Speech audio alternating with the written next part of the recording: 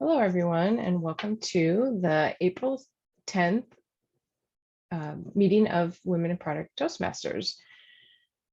I'm your Sergeant of Arms, Amy Kirkland, and today our theme is influencing without authority. Influencing without authority is one of the biggest challenges that we have as product managers, and also one of the most important. I'm excited to hear what everyone has to say about invoicing with authority today in our meeting. And at this time, I would like to introduce our president, Erica Tamburo.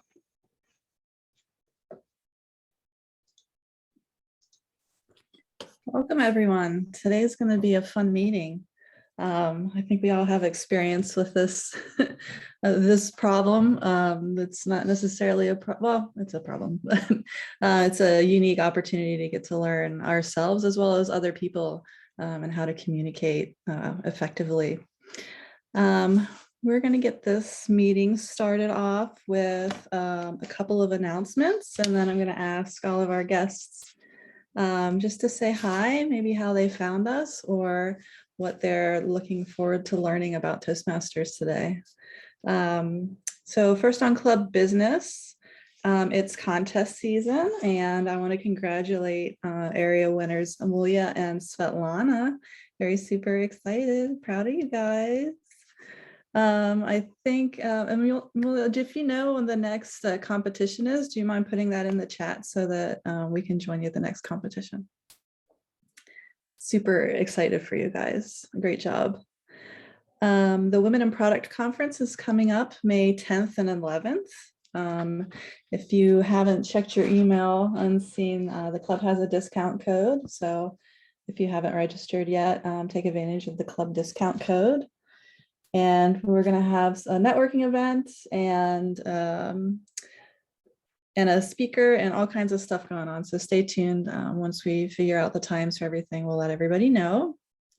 The mentoring program signups, if you haven't signed up and are interested in signing up for the program, please do that if you don't mind this weekend. And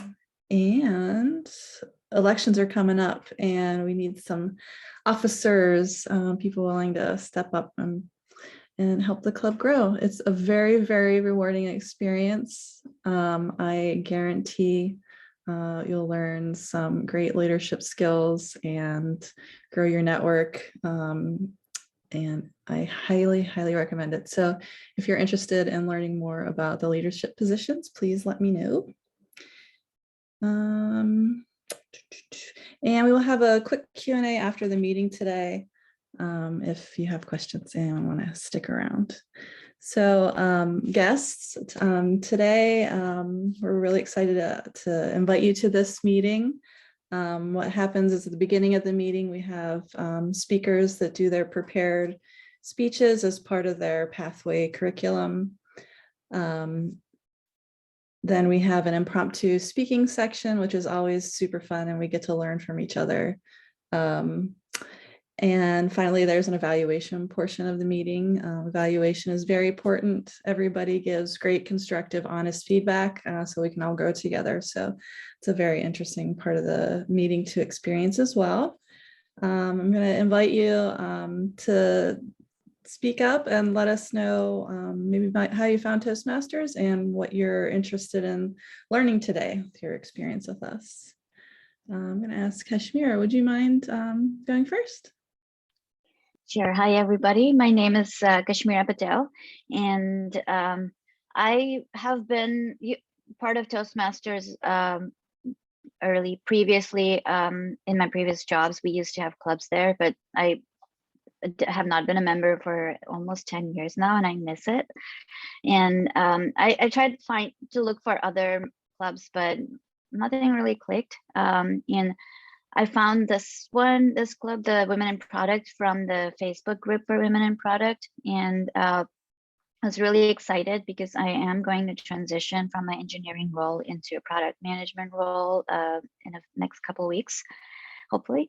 So this is like two birds with the same stone, where I get to go back to Toastmasters and also learn from the other product managers here. So I'm glad to be here.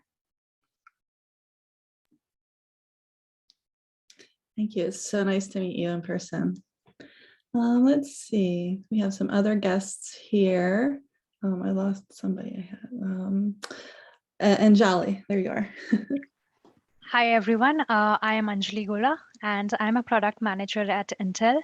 I have attended Toastmasters meeting. We have a group at Intel, but I am looking for, because this group is just product management focused, I wanted to see how it's going to be different, if at all, and also the timing for this one works out better for me. So nice to see you all. This is definitely a more busy group than my other one. So I'm excited to be here. Yes, we have a large active group. It's really fun. Thank you for joining us today. Mhm.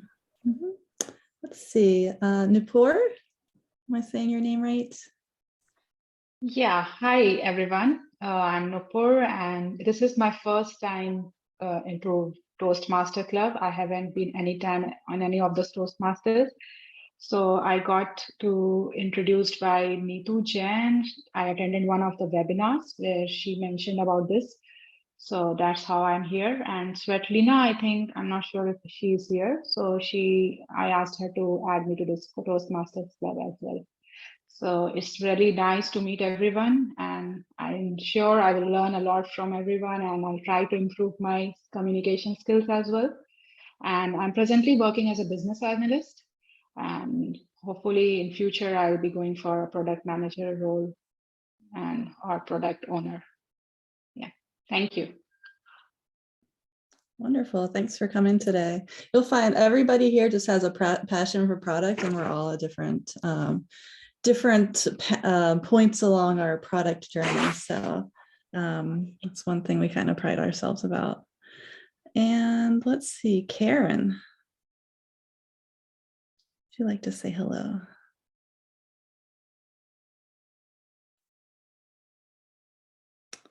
Maybe Gathika?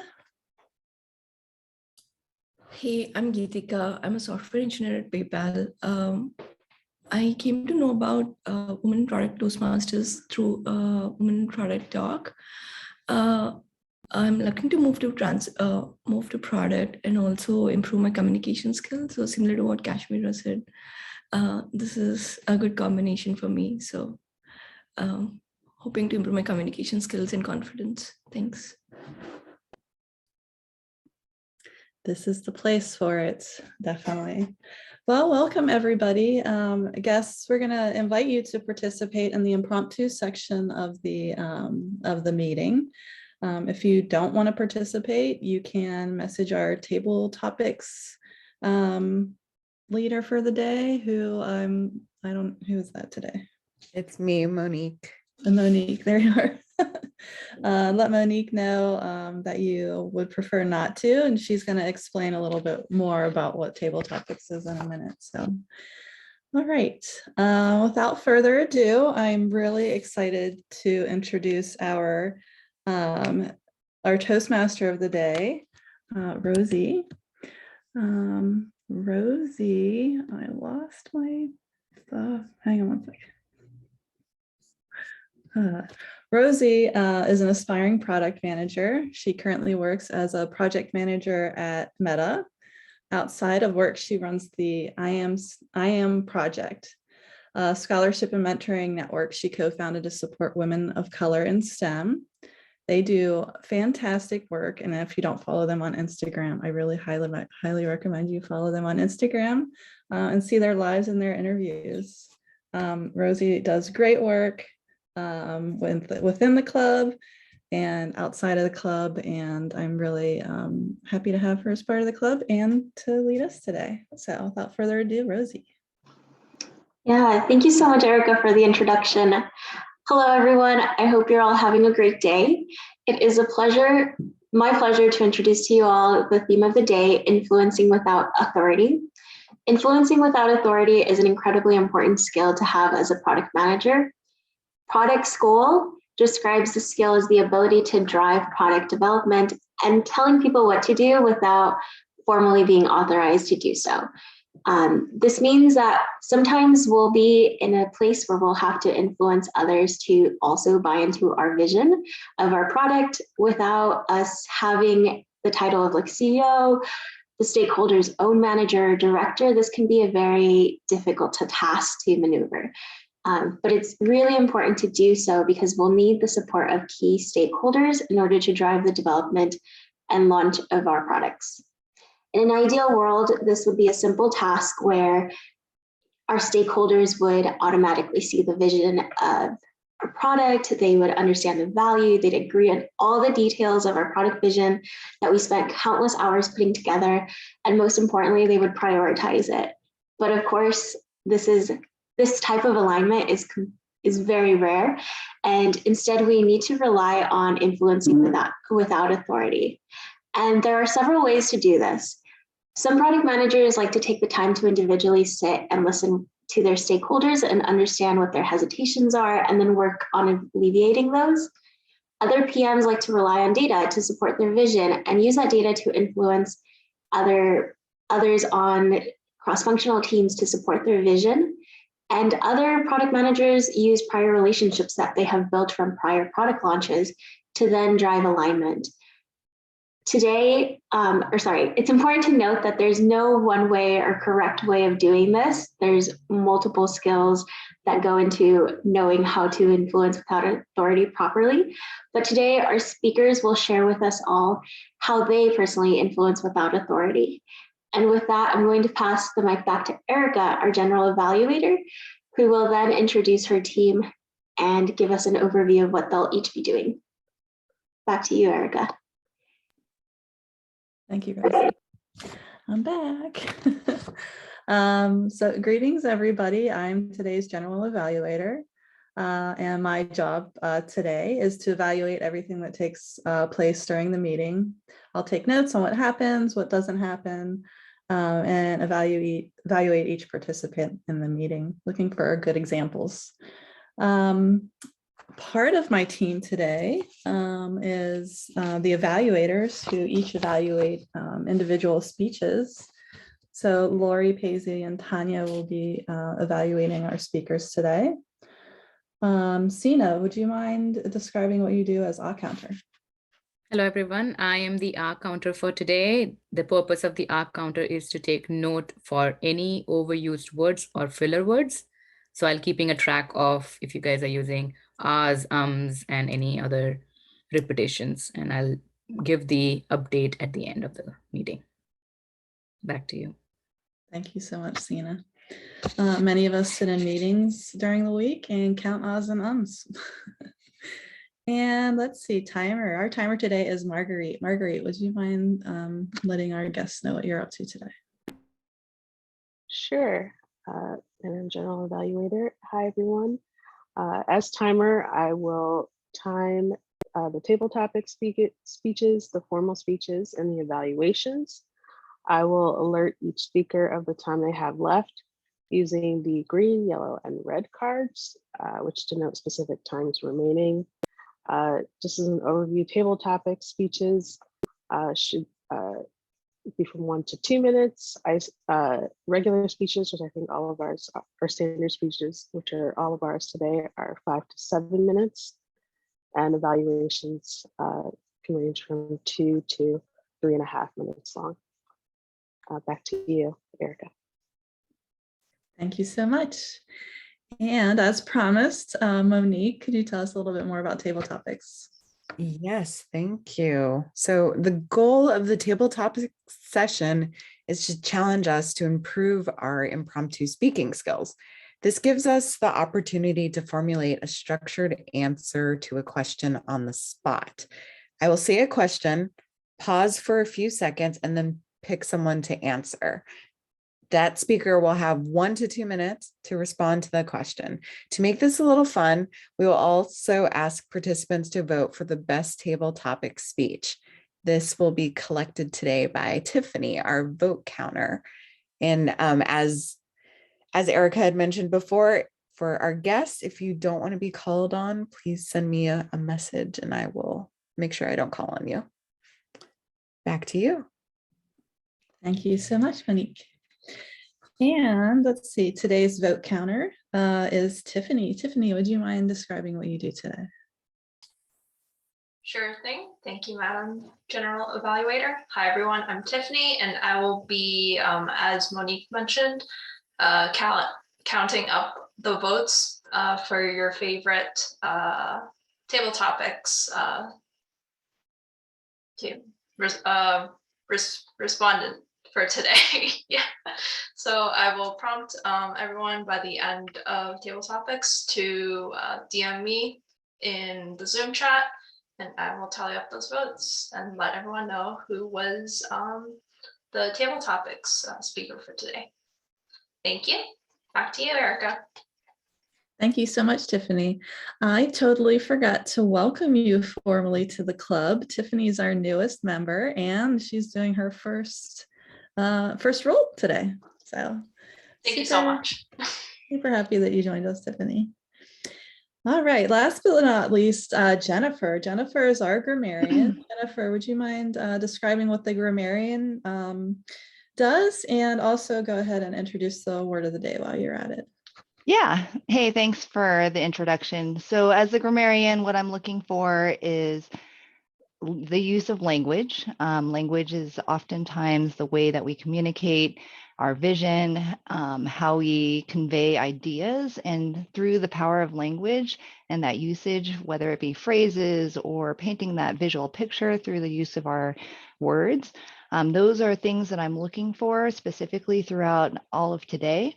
And then as far as the word of the day today, in line with our theme, is going to be impact.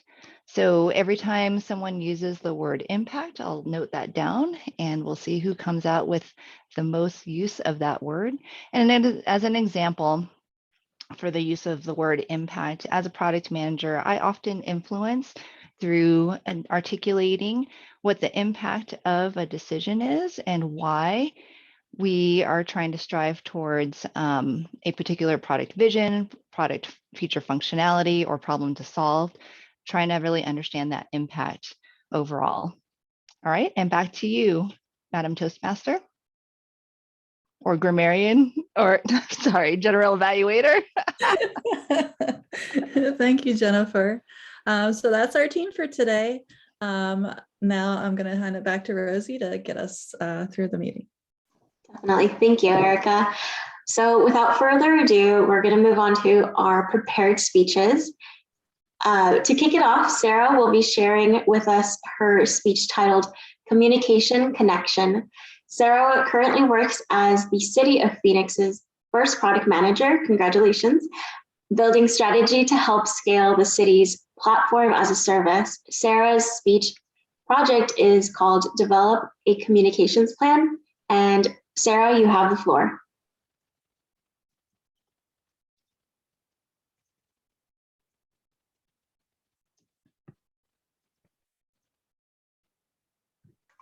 Did she drop off by any chance? Oh, there you are. I'm here. I'm just waiting for the slide to come up. All right. Are you guys? Hold on.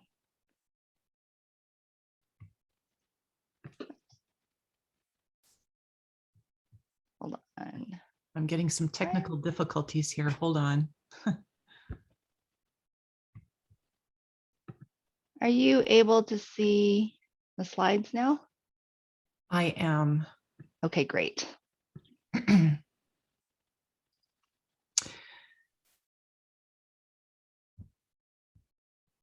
Early in my career, I learned from a manager that communication is the backbone of any success. It actually is the impact that brings success. Madam Toastmaster, fellow Toastmasters, and honored guests, this speech project, Develop a Communications Plan, leverages my current experience in an enterprise for public sector, and some parts of this plan have already been implemented. Next slide. Toastmasters outlines the major sections of building a communications plan to include knowing your target audience, understanding the goal of your message, the purpose of your communications plan, and finally, how to measure that it's been successful. I really liked their framework. And so I decided to incorporate it into this presentation. Next slide. When it comes to my target audience, I've also included here the channels of communication that they most appreciate, as well as the frequency. Now, the timing of this particular Toastmaster project was perfect timing, because at work, all I was hearing about was governance model, and I had no idea what this actually meant. And I think that this plan actually aligns very well with their understanding of a governance model. So for example, level 1 are my business partners, and they like to have email regarding their asks to me about new features or a new service request. I follow up with phone calls, and then we do remote meetings. This is on an ad hoc basis. Level 2 are my directors, and they prefer email along with remote meetings on a weekly basis. Level 3 is my chief information officer, as well as the directors that I've already met with, and he prefers email as well as in-person meetings on a bi-weekly basis. In the future, I would love to be able to include video snippets of my product roadmap and to explain the new requests and how it will impact the roadmap. And finally, level 4 are my executives, along with the chief information officer, as well as the directors that I've already met with. They prefer in-person meetings on a monthly or as needed basis. Inevitably, everything then circles back, it loops back to level 1, which are my business partners, to let them know the decision that has been made at the executive level. Next slide. My goal in all of this is to be able to communicate new products and service requests to leadership with expediency, and to offer data-driven evidence to persuade their decision. So in alignment with that, as we just heard earlier, alignment and action are my 2 real major goals with this. So for example, on level 1 with our business partners, that would be the ask that comes to me. Level 2 being my directors, they really want to understand the alignment of the ask with the return on investment and how it aligns with the product strategy and the corporate initiatives. Level 3, which is my chief information officer, he cares more about awareness of risks, the risk to actually take this on or not take on a particular product or service. And finally, level 4, the executive level. This is where my executives, based on my recommendation, will approve those priorities that I've set and make a decision of go or no go on new services or product features. Now, the secret sauce to all of this is that this is based on my recommendations, which are born out of data or proof. And this is a way to influence without authority. Next slide. So the purpose of my communication plan, it's strategic. Strategy is driving the transparency across all levels within my organization. Also, this plan is leveraging my stakeholders' preference of how they want to be communicated with. And finally, this plan also spearheads the decisions that my executives need to make, so around decision making. Next slide. When it comes to measuring my product or my communication plan, the questions, I'm looking at this as an experiment, really, with retrospectives. So as we do in a lot of Scrum type of environments, we ask at the end of our releases, what worked well, what didn't work well. I add to that, what question have I not answered? And are you comfortable going forward with this decision? So again, this is not at the release, but this is prior to release. This is when I'm meeting with those stakeholders, truly understanding if I've met their communication needs, by asking them if there's something that I haven't thought of or a risk that they may be aware of that I'm not aware of.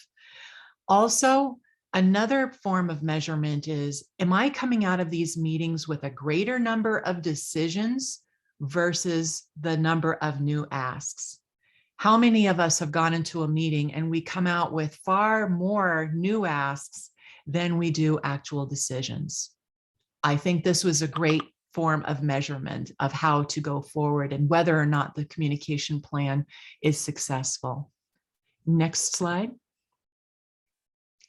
So as you have just learned in conclusion, using a blueprint to build your communication plan can be another tool and technique in your product management tool belt. And it's an opportunity to influence without authority. Madam Toastmaster. Thank you, Sarah, for that great speech. Definitely going to take a couple of notes back and rewatch this after on our YouTube channel, where you guys will find our recordings. And then with that, I'm going to be introducing Emilia, who will be giving her icebreaker speech titled, sorry, I don't think it's your icebreaker speech, but your speech is titled How to Win Friends and Influence Stakeholders. Emilia is a PM at All Day Kitchens, an early stage startup in the food operations space. She enjoys, oh, I'm so sorry. I totally messed up and completely forgot about the 2-minute space for questions for Sarah. Emilia, I'll restart your introduction in a bit. Going back to Sarah, we're going to take a 2-minute break to ask Sarah any questions regarding her speech, opening up the floor to anyone that wants to kick it off. I have a question, Sarah. I really liked the communications plan. I was just curious if that's something that you built for yourself, and have you shared it with your coworkers? Like, is it something that you can use as a tool for the rest of your team, or do you just keep it to yourself? Thank you for your question, Tanya, and that's an excellent question, actually. So it is something that I have shared with my team. We've been working on it.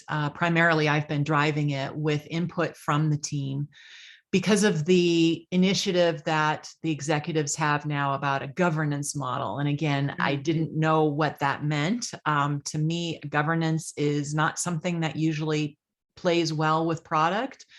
But then again, I don't know what it is. So yes, I have asked my team for input. They have fully endorsed this.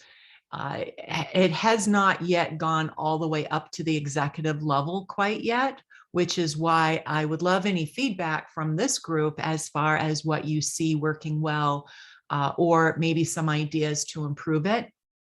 I'm doing the level 1 with my business partners as it is, and the directors.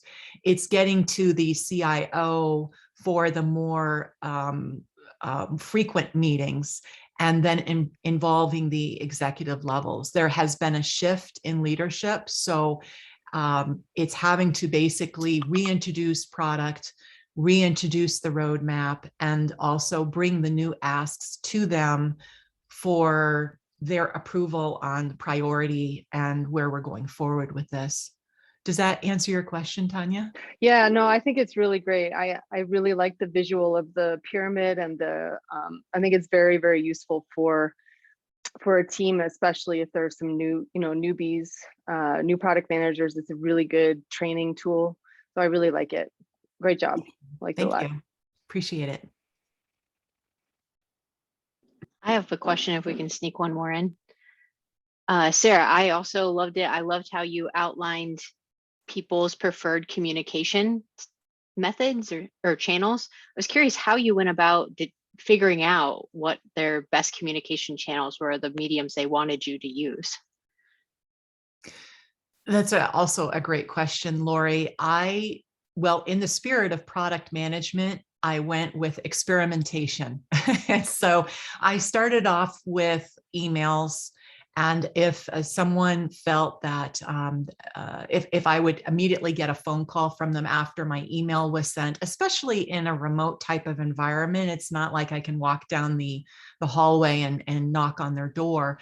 But I was very observant as to whether or not I would be getting more phone calls versus emails. And when we actually have meetings, and I ask for feedback up front on whether or not what they thought of the email. And if it comes back of, I haven't read it yet, that gives me an indication that maybe there's another channel that I need to look at, which is why I wanted to introduce the video snippets, because a number of the folks that I work with, they're not interested really in reading a long email, although I do provide that before a meeting as more of like an executive summary.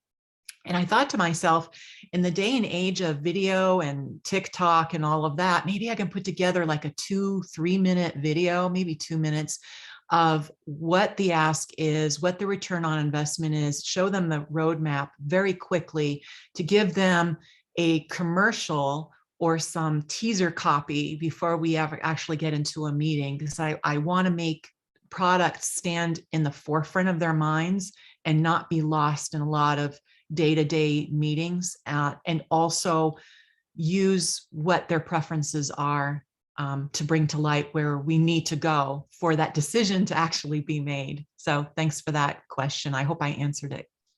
I love that. I'm going to use those tips tomorrow, like literally starting tomorrow. And all I can think about is like stories for your executive team, like your little reel. Oh, I'd love that.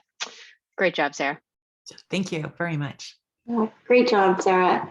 Awesome. So now we are going to move forward with our second speech. Next, we have Emilia, who will be giving her speech titled How to Win Friends and Influence Stakeholders.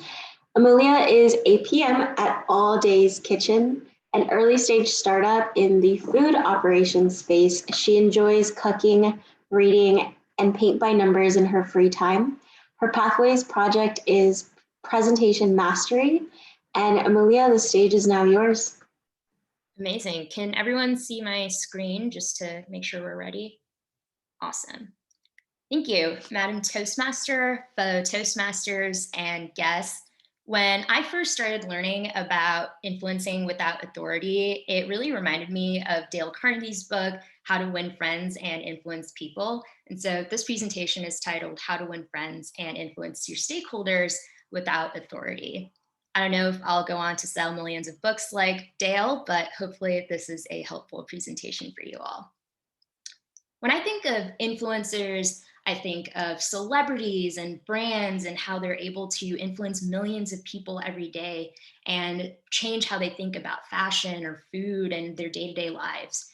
And even if you consider yourself outside the sphere of influence of pop stars or the media, you might be very heavily influenced by a group of friends as well. And so we're all influenced by someone or something every day. And when I think of authority figures, for me growing up, this was teachers, this was professors, and now as a professional, I'd consider managers and executives to be these authority figures, especially because they hold positions of power within organizations. And more often than not, the plans and proposals that are brought forth by these authority figures are usually bring forth a ton of alignment and usually have very little pushback. Now, I have never really considered myself to be particularly influential, don't necessarily consider myself to be very popular or charismatic per se, but I also didn't consider myself to necessarily have a lot of authority. Don't necessarily consider myself to walk into a room with a manager title, especially early in my career. And so influencing without authority sounded impossible and really challenging to me. And when I stepped back and I really started to research more about influencing without authority, however, I figured out that all of us do this every day as product managers. We all have to align with so many different kinds of individuals like engineers, other PMs, marketing, sales, and we have to work on stakeholder alignment pretty much on a daily basis. So how do we think about this in a more structured way? And how do we get better at influencing without authority and really develop this muscle? So Alan Cohen and David Bradford wrote the book on influencing without authority that came out a few years ago. And they also came up with this helpful framework that's 6 steps that you can go through. And I think this is a helpful framework, but I also think that it's a bit long and hard to memorize for me. So I broke it down into 3 steps instead. For me, influencing without authority can be broken down into gaining trust, building relationships, and participating in a give and take process. So it all starts off with this foundation of trust and credibility. For product managers, I think a great way to do this is by becoming a subject matter expert or a SME, getting really deep into your product area, learning about your users, the advantages and disadvantages of your product in a market, and really becoming the knowledgeable expert in a particular topic, especially one that others might not have as much insight into. And I think being very data oriented here is obviously very helpful because arguing with numbers at the end of the day is really hard. I think also being a little bit emotional in certain aspects is useful. So creating a safe space where others can really feel that they can share their ideas freely without a lot of judgment is also important. So think about this trust equation that you see here. How do you balance being credible and reliable, but also not necessarily orient conversations around yourself and make sure others are contributing? And once that foundation of trust is really built, that's when you can think about building relationships on top of it. So empathy is the name of the game here. How do you get curious about other people? How do you learn about their pain points, their gain points, what they're really thinking and feeling day to day? And I think this can be done through a lot of low stakes conversations like happy hours or lunches. And hopefully through those conversations, you can find shared goals and objectives. And that common ground is going to make giving and taking so much easier. And this might start off with you just being really helpful. Once you've found out what are the challenges that your stakeholders are facing every day, you might be able to help them achieve their goals, support them along their endeavors, and so they can do the same for you one day. I think another important and useful tactic is the foot in the door technique. And so these 2 cats are demonstrating this here. This is when you initially make an offer that is a little bit unreasonable and a little bit high stakes, but then you come along with an offer that sounds comparably a lot more reasonable, and your stakeholder might say yes to that one. So coming to the table with a few options can be really useful here. And of course, this all takes time. Building relationships isn't a one-day process. Building trust takes time, and giving and taking is something that you have to have patience in as well. And so be kind to yourself, have patience along this process, but we can all get there eventually. So again, just summarizing the 3 steps that I view to be important in influencing without authority: gaining trust, building relationships, giving and taking, GBG, if that makes it easy to remember. And I hope that this will help you all win friends and influence your stakeholders as product managers. Thank you all so much. Thank you, Emilia, for that great speech. There are some really great takeaways from it. At this time, I will open up the floor to see if anyone has any questions within the next 2 minutes. Would anyone like to kick it off?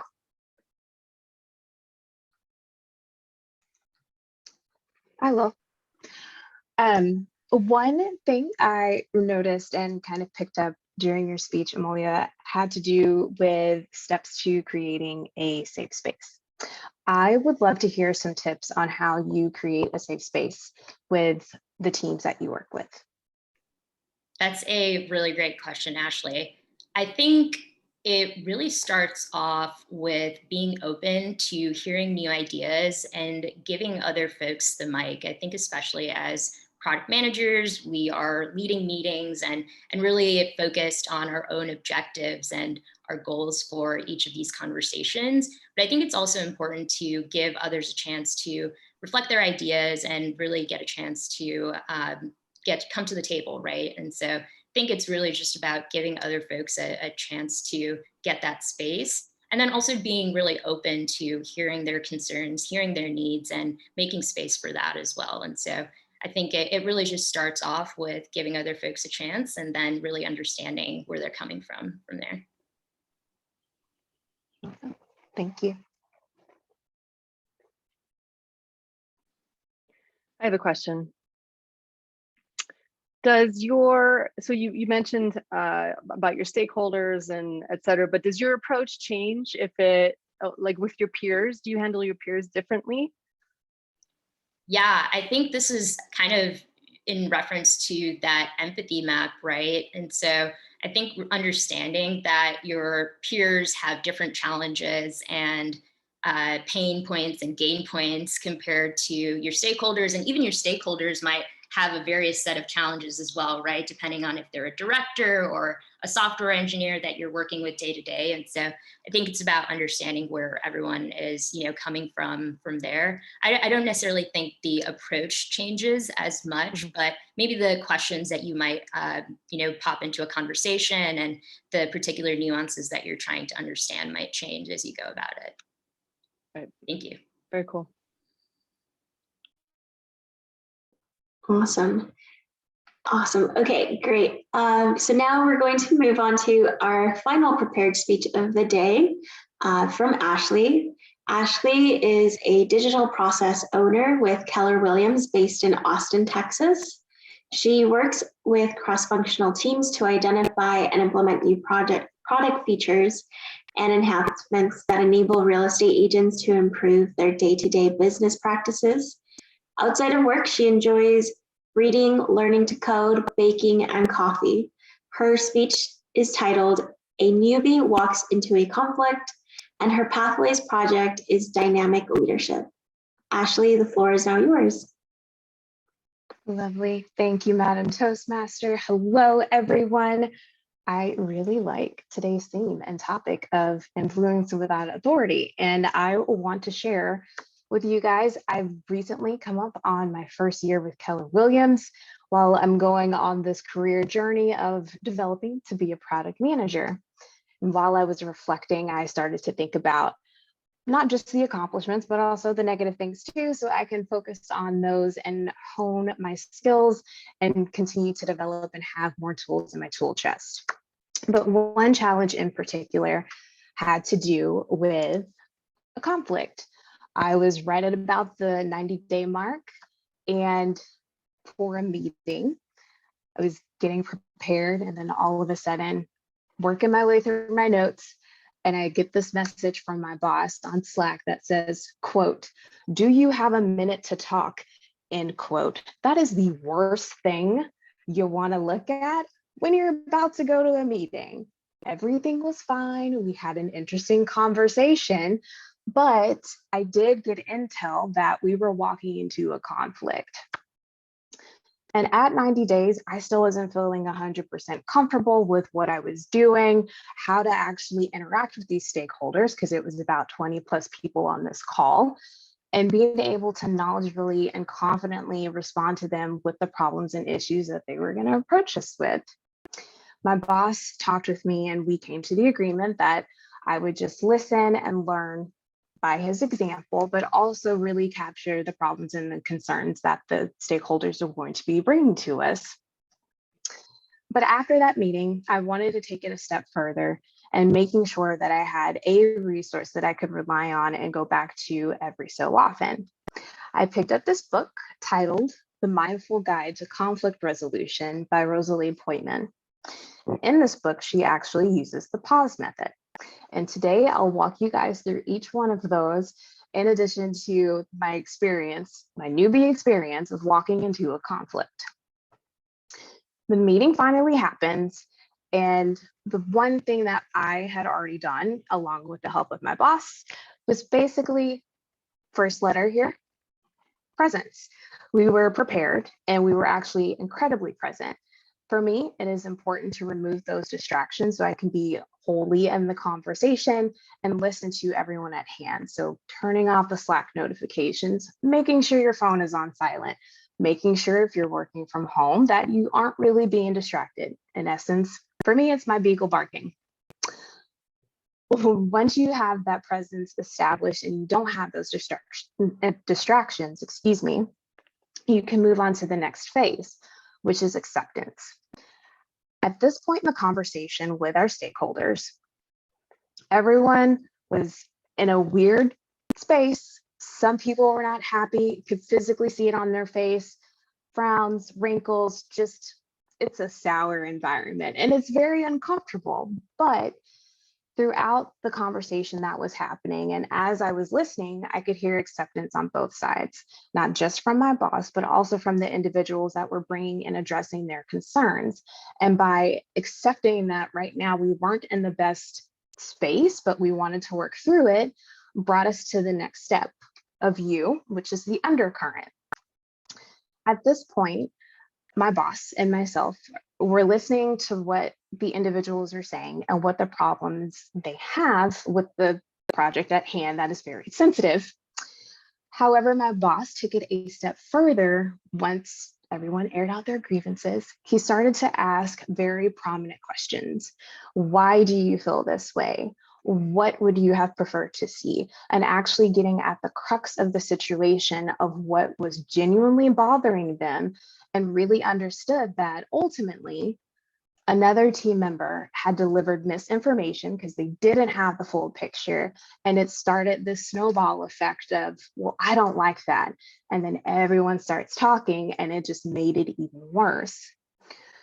So after we had acknowledged what the true heart of the issue was, we moved over into S, which is synchronicity.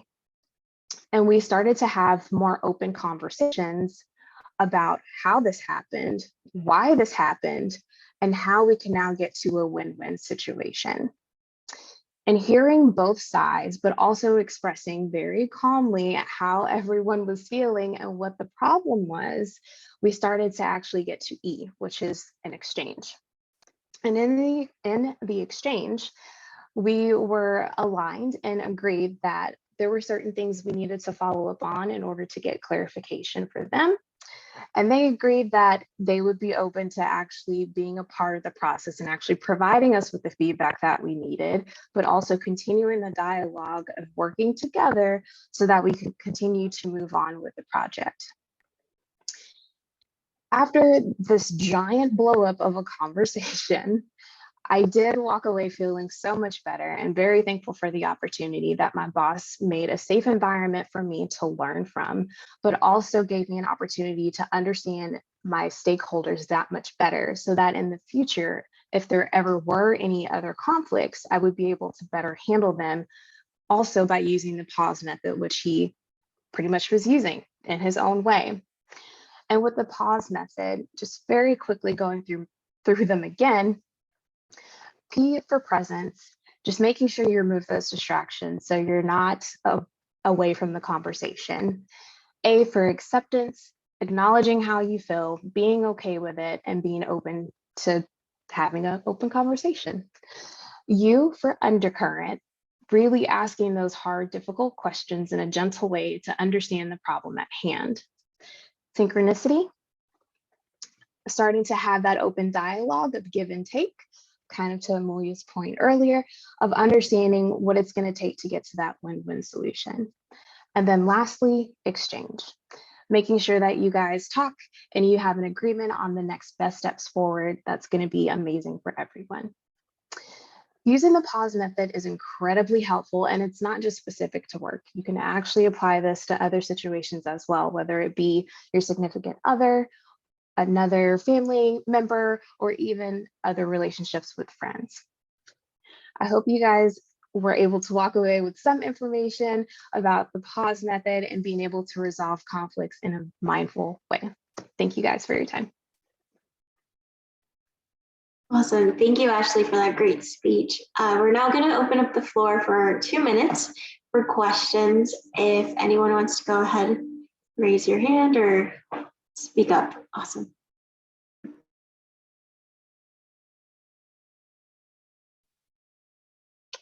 I'll kick us off with a question. So Ashley, in these conflict situations, sometimes it's hard to navigate going from that acceptance to undercurrent. Were there any specific techniques to get people to move forward to more of that problem solving, really identification, as opposed to living in the past, if you will? Like, are there any techniques that you have that you learned in this experience? I did. Thank you for asking that, Jennifer. It's one interesting aspect that when you are listening to why they feel that way, it's also very cathartic to let them air out their grievances so you can learn and observe that information that they're stating. And if they're still struggling to get past that, it's okay to say, you know what, I think we probably need to take a little break, and then we can come back and reapproach the conversation. At times, there are people that are just a little overwhelmed and they have a lot to say that they don't actually hear you when you start to ask questions or inquire even further as to that situation. But being able to either take a step back or calmly listen to them provides you with enough information to actually quell the situation and then start to move forward with questions on, okay, well, how do we fix this? And what do you think the ideal way to fix this is, and getting that input from them. But also in terms of listening, being able to repeat back some of the things that they had stated and try to find the solution to the pain points that they had identified. Great, thank you, Ashley. Ashley, I wanted to know, do you usually rely on either like a presentation, or is it more so like an open type of conversation when you're going through those challenges, like you just mentioned in the last response? Yeah, it's definitely practicing. Practice makes perfect, but truthfully, it is situational. And there is an exercise where you can think about previous conflicts that you've had with individuals and kind of run play by play to figure out what you could have done better or how you could have stated something a little differently in certain and particular situations. It's definitely a framework if you know you have time to prepare before you go into a conflict and just get your thoughts together. But also keep in mind that that person might be doing the same thing too. So that's great that you have an idea of what you want to say, but there is, I feel like, a need for flexibility to not have this dialogue in your head, but also by listening to the other person, being able to adapt and make adjustments so that it is a productive conversation to get to a positive solution. Definitely. Awesome. Well, thank you all. Unless anyone has a last minute question. No? Okay, awesome. So, oh, did someone say something? No. Okay, perfect. So next we're going to move over to the table topics, and I'll hand over the mic to Monique, who will move us forward into that section. Thank you so much, Rosie. Thank you to all the wonderful speeches that are giving us great feedback and ideas on how to influence without authority. So now we're going to dive into some impromptu speaking. As product managers, it is our job to collaborate with so many different people that we don't directly manage. We all know we have the same common goal of trying to provide the best product for our customers, but we don't always have the same priorities at the same time. So let's now dive into some topics that will help us get better at influencing without authority. I hope everyone has someone that they feel at work that they think they do things extremely well and they're able to get things done. I would love to learn, what do you think that they do well and why they are so successful? I'll repeat that again. There's that person at work who seems to be well liked and is able to get things done. What do you think they do well? And to start, I will reach out to you, Sina.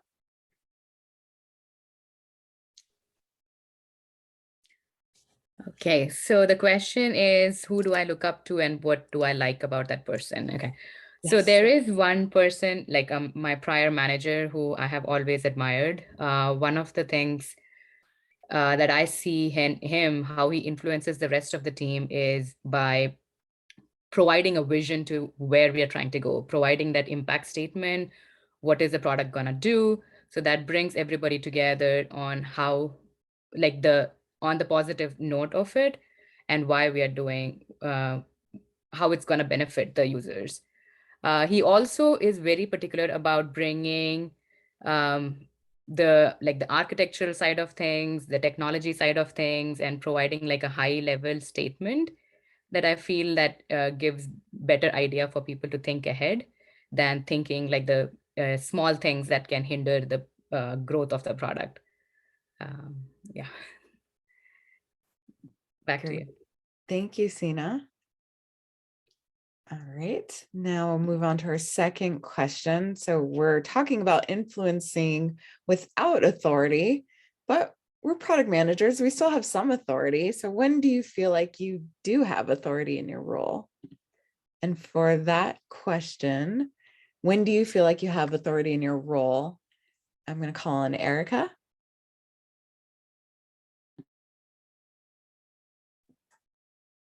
Thank you, Monique. So I'm going to choose my role at my research lab that I've been at for 12 years. So I've had a lot of time to position myself as a go-to for everything. And that was a long road. It was honestly a long road, but the more projects you do with people, the more deliverables you deliver, and the more opportunities you take to purposely position yourself as a leader can help you grow that. And it actually, I mean, it takes some consideration, because it's really easy at work to kind of like put your head down and just want to get things done. But if you take a step back, evaluate, your priorities, where you want to go, then you can set up a plan to help yourself get there. Whether it's collaborating with the right people, having lunch with somebody that you want to get to know, and help establish yourself. And there will be some instances where you have established yourself as a leader, and that person doesn't know it, and it makes you feel kind of crummy when they're like, don't see you that way. So it's really interesting, but with a plan and purpose, you can establish that. Thank you. Thank you, Erica. So helpful. All right, so my next question, can you all think of a time when you had to motivate a team to build a feature they were not excited about? And for this question, I will call on one of our guests. Githika, would you feel good to answer this one? So I'm a software engineer right now, not a Yeah. product manager. Yes, but have you ever worked on a feature that you weren't excited about? You could answer it that way. How did you get through it? Yeah, actually, I'm right now working on a feature that I'm not excited about, especially because we've worked on a similar feature in mobile, and it did not improve any of the metrics. And from my perspective, I don't see a reason why we should do it on desktop, especially because this kind of feature doesn't usually give much improvement on desktop. But I was convinced that this is a pathway into like building something more useful, and I would get the engineering perspective on how to like scale it better later. So this is like a good segue into that. So I could see how this would like help me build on top of like the current feature later, and it would be a good way to get me like engineering experience. So I'm currently working on that. Awesome. Yeah. Thank you, Gathika. Thank you Thank for you. jumping in on the question. Great. Do we have time for one more? Or wait, no, we've got a few more minutes. Okay, I got time. All right. So my next question is, how important to you are relationships and your ability to influence others? And for that question, Kashmira, would you want to answer that one? Sure. So the question is, how important are relations in your ability to influence others? Yes, please. So I think good relations are extremely important because sometimes even if you don't know your subject matter as much, you can reach out to somebody and ask them, hey, you can be vulnerable and you can be honest and tell them that I need help with this. Can you help out in I think I'm losing my thought here. So how important are relations in, can you repeat the question? Sorry. Yeah, no worries. You're getting there. How important to you are relationships and your ability to influence others? Okay, I'm just going to restart it. I think relations are extremely important in the ability to influence because I'll take a look at where if a relationship is bad, how even if you are really good at what you're doing and what you're saying, they might just not agree to doing things just because out of spite sometimes, or sometimes that's they don't trust you, versus if you have good relations with them, they know you well enough, they would just trust you enough. And I have actually been in situations where I have had people asking somebody to work on something for, like, they might have asked them 10, 15 times, and these are people with authority who know that what they're doing, and they come back in the scrum meeting saying, yeah, I'm still waiting on a response.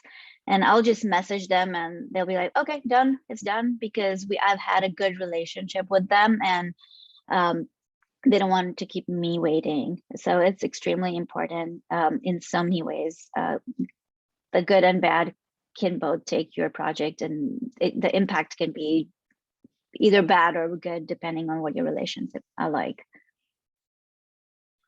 Thank you. Thank you so much. I definitely agree with that. That ping can make all the difference if you have a good relationship. So thank you for that. So my next question is, have there been times when you've been able to use data to influence others? Have there been times when you've been able to use data to influence others? And for this, I will call on Jennifer. Hey there. Yeah, so there's definitely been times when I've been able to use data to influence others. And usually where that comes in to be really handy is when you are trying to advocate for the solving of a particular problem and getting others to recognize that that is an actual worthwhile problem to be solved. And when you think about the impact, really as product managers, what we're doing is we're prioritizing and identifying problems out in either our user base or in the marketplace.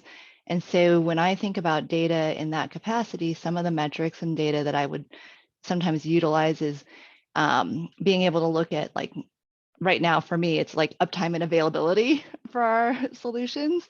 Being able to see, hey, are there spikes in terms of the data usage or our systems usage? Is there a way to meaningfully solve that problem for our end users?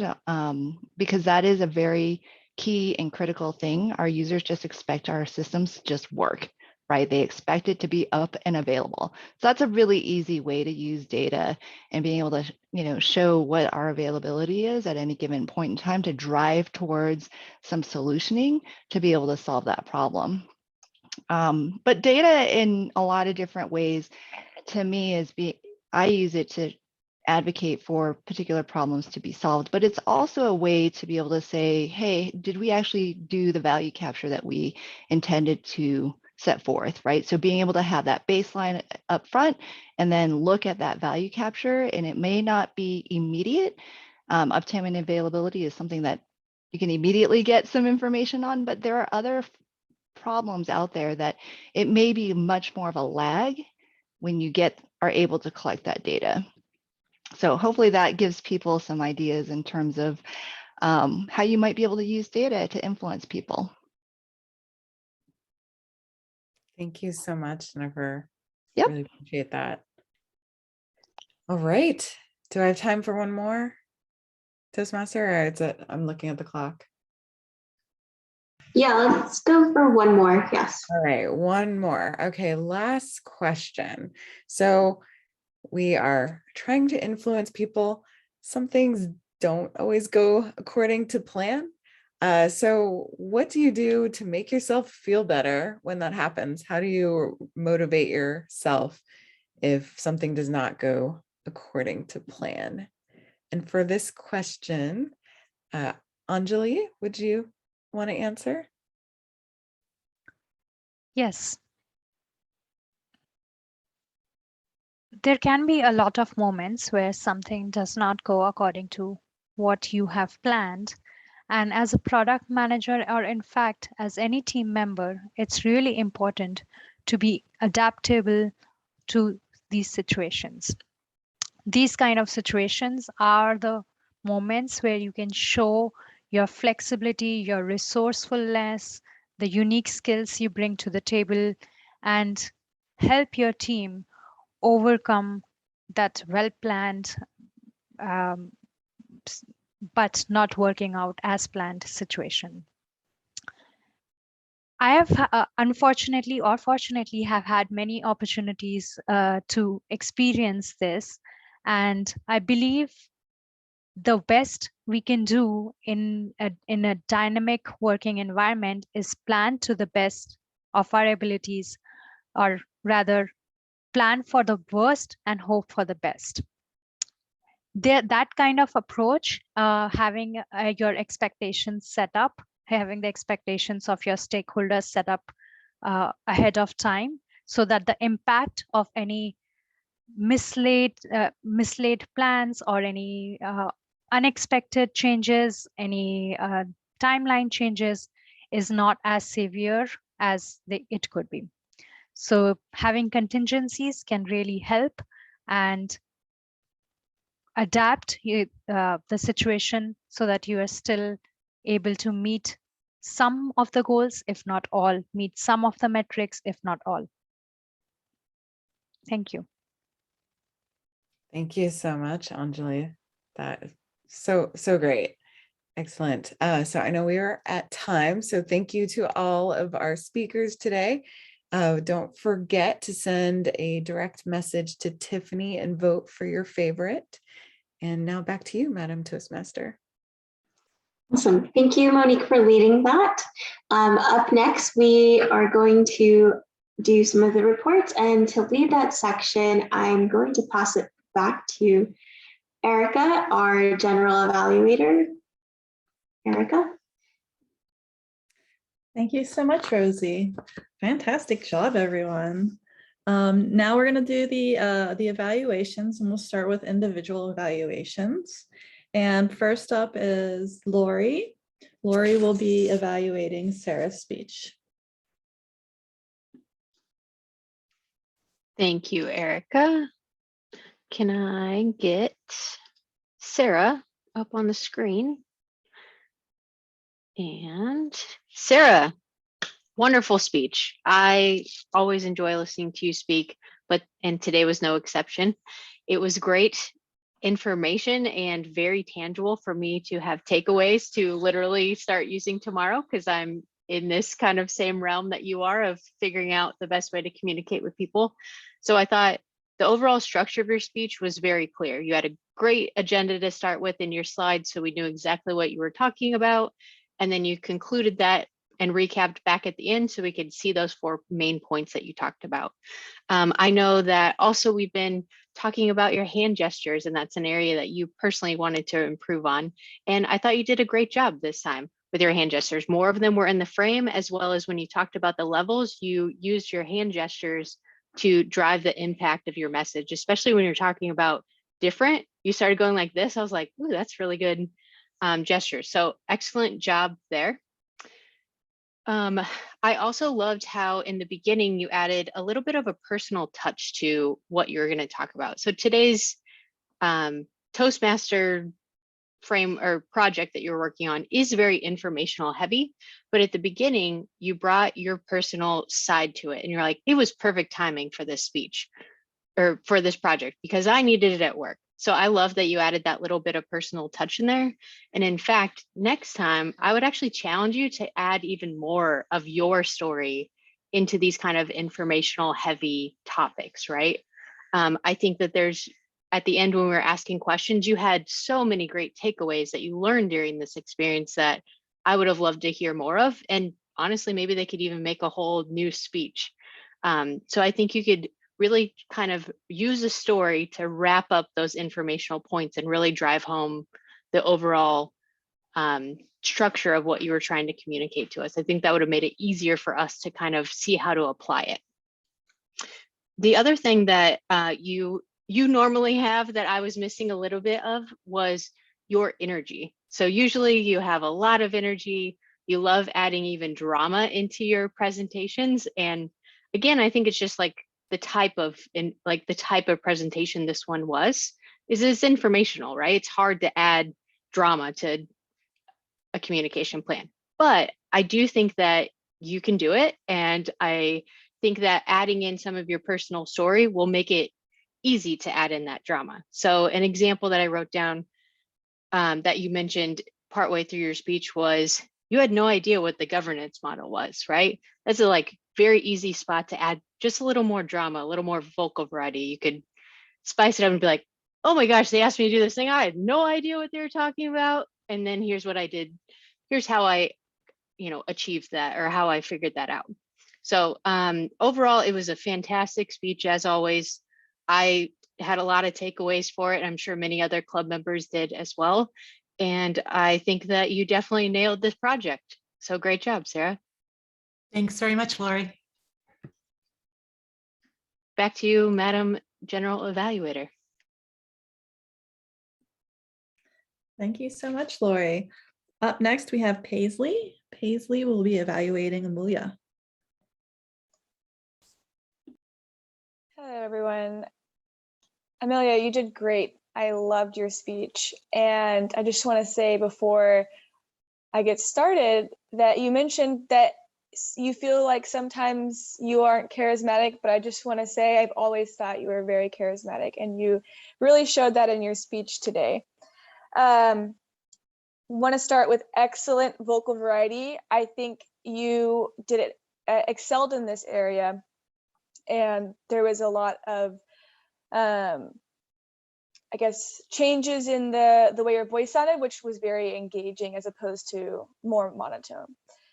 I loved the use of the PowerPoint. I think you did a great job with this because sometimes some people will just read directly from the PowerPoint, but it was perfectly executed where it was just enough to where it was engaging. I loved the GIFs, brought a little humor to the presentation, and you weren't reading from the slide, which was great.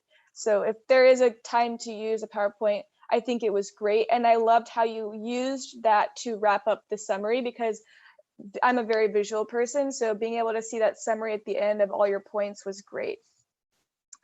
The speech was very clear. And yeah, it was overall just a really great speech. I had a really hard time even coming up with any feedback. You did great on gestures too. I'd like to see even more of them in the frame. And lots of smiles, which is always great. It really warmed up your speech. And let's see, things to work on. So just for transparency, as an evaluator, you have to have a section with feedback. So I did have to try and come up with something. So I'm getting the vibe from your speech that if this was an in-person speech, you would have had great eye contact, because I could tell you were looking at people's eyes on the screen. But sometimes it can add impact to a virtual speech if you look directly to the camera every once in a while. And maybe you were while I was writing stuff down, I might have missed it, but that's one thing. And another thing is just adding in either a story or something to engage the audience a bit more, maybe to address the audience directly, to kind of snap people's attention to the speech can sometimes be good in small amounts. So that's all the feedback I had, but all in all, great speech, loved it. Good job. Thank you so much, Paisley. Really appreciate it. Yeah. Thank you so much, Paisley. Wonderful feedback. All right, and our third evaluation today is going to be by Tanya for Ashley's speech. Take it away, Tanya. Thank you, Erica. Hi, Ashley. I thoroughly enjoyed your speech. I thought the topic was very relatable. I think we all have been in that situation where we feel the conflict, and I did enjoy the whole you know, the way you put everything together. You made great eye contact in the speech. You were very conversational, so all of your gestures and your it all aligned with as if I was having a conversation with you, which I thought was really, really great. I did notice towards the end that we all do it. It's just the energy level kind of just dropped a little bit. So you weren't as animated.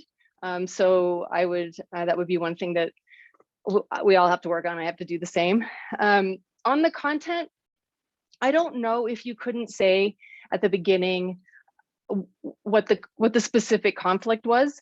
I feel like I was waiting the whole speech to find out what exactly was the conflict, and you said something about it was a sensitive subject, but then you also said that a team member had delivered bad information about something. So I was wondering the whole speech what the conflict was, but in the end it doesn't matter, because your speech was about the model that you talked about. And so I want to talk a little bit about the model. I really liked the pause. I liked the acronym. My problem was I missed the P. So I thought it was prepare, but then when you summarized at the end, you said it was presence, and then I didn't get the U at all. So if I could make one, suggestion on that, is maybe just one slide at the end, or when you start talking about the pause model, and just have the letters out there so that so that we can follow along with the model itself. But other than that, I thought it was a great job. I envy your relaxed composure when you give your speech, and keep up the great work. Awesome. Thank you, Tanya. I appreciate that. Hey, thank you so much, Tanya. And now I'll call for reports. Jennifer, can you give us your grammarian report? Yeah, I'd be honored to. So a couple of noteworthy things when I'm looking at the use of language. Emilia, I really liked your catchy title. It was just very interesting. We all know Dale Carnegie and that title of work. So I felt your title was really catchy. There were a couple of nuances in terms of the words that you used that I felt really resonated with your speech, developing that muscle memory. Another example was when you said empathy is the name of the game points and pain points. It's just that alliteration was a really fun way to catch people's attention. And then at the end there at your speech, you had a memory technique of GBD or GBG, I should say. So that was helpful in terms of being able to help remember the topic of your speech. And then my personal favorite, and we talk about this a lot, but I love that use of language when you said making space. As the facilitator, you are able to create spaces, and it dovetailed into Ashley's speech around creating those spaces with pause, using that mnemonic as well. when Ashley, when you were doing your speech in terms of just a storytelling component, I really resonated with that use of, you get the I am just before the meeting, and building that tension in your story and your speech. It made me kind of lean into what you're going to be speaking about. And we've all had that experience of, do you have a second to talk? And then you specifically called out end quote, right? It was just a really great way to just build that tension in your story. So I appreciated that as well. A couple of other things as far as using the word of the day of impact. Sina, you were able to use it in your table topics, as well as Kashmira, one of our guests, and Anjali also were able to use the word impact as well. So great job on pulling it out there. And that's my report as grammarian. Thank you. Thank you, Jennifer. And Sina, would you mind giving us your report as the counter? This is harder than I thought. It's a lot of active listening, but the whole team did really good. I counted it wrong either. So it can be either. So Jennifer, you had 2 R's, Emilia 2, Paisley 2, Monique 2, Laurie 2, Erica 2, Marguerite 3, Ashley 1, Tanya 4, Rosie 2, Tiffany 2, Sarah 3, Anjali 1, Kashmira 1, and Gitika 1. There were a couple of repeats from Rosie and Sarah. And Sarah, because of the technical difficulties, there was a hiccup that I think you noticed. But otherwise, the whole team did really great. Thanks. Thank you so much, Sina. Wow, we really killed it today. Good job, everybody. All right, so now I'm going to give the general evaluation for today's meeting. And I have to tell you, this was a fantastic meeting. You all should be really super proud. There is not a lot for me to talk about. Well, there's a lot of positive, so I'm going to let our guests know everything that we did great, because you guys did great. You should be very proud of yourselves. I loved that the meeting, thank you, timers report. I missed that one. Timer. Marguerite, would you mind giving us the timers report? Oh, there it is. Sure. So everyone did a pretty good job on time today. Sarah, your speech was 6 minutes and 44 seconds. Emilia, 6 minutes and 9 seconds, almost 10 seconds. And Ashley, 7 minutes and 15 seconds with the grace period, still good. For our table topics speakers, Sina, you were at 57 seconds, Erica, 1 minute and 35 seconds, Geetika, 56 seconds, Kashmira, 1 minute and 59 seconds, Jennifer just at 2 minutes, and Anjali, 1 minute and 43 seconds. And finally, for our evaluations, Lori are at 3 minutes and 15 seconds, Paisley, 2 minutes and 39 seconds, and Tanya, 2 minutes and 11 seconds. Thank you, everyone. Back to you, Erica. Thank you so much, Marguerite.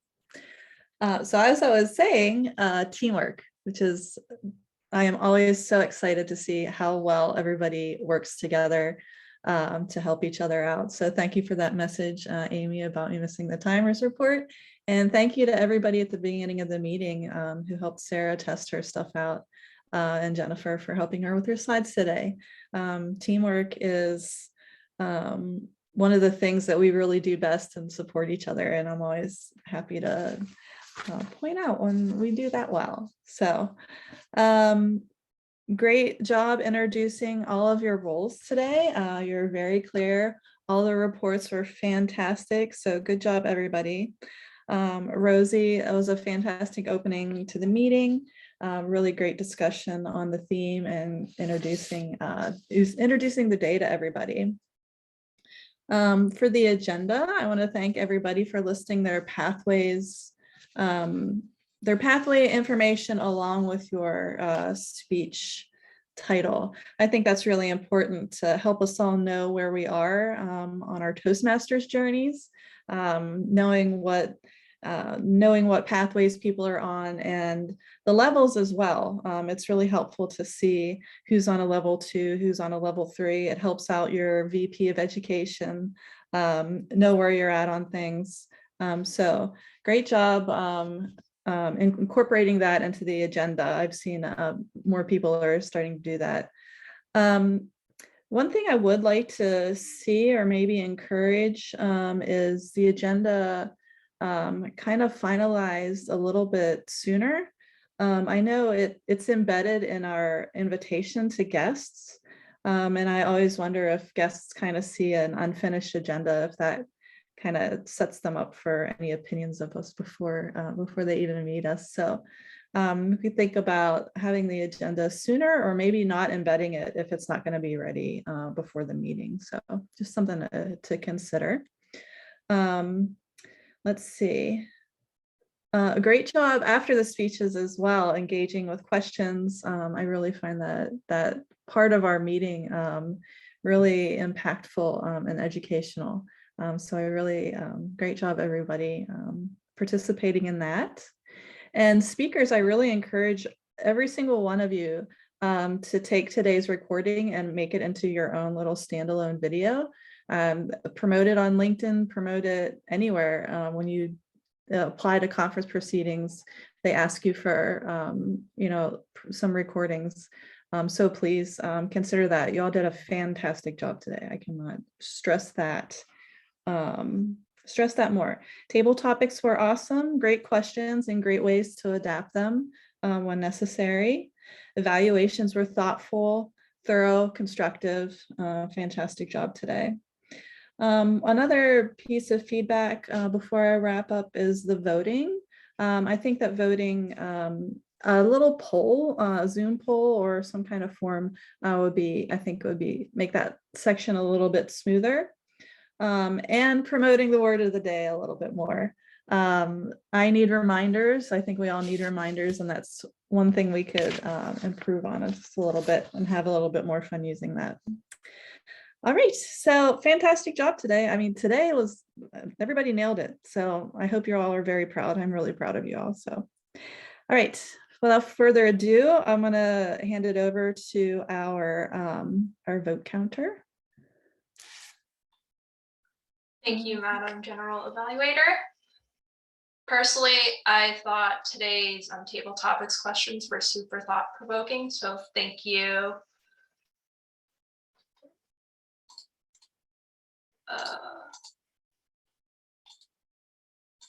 Sorry, I just had a massive brain fart.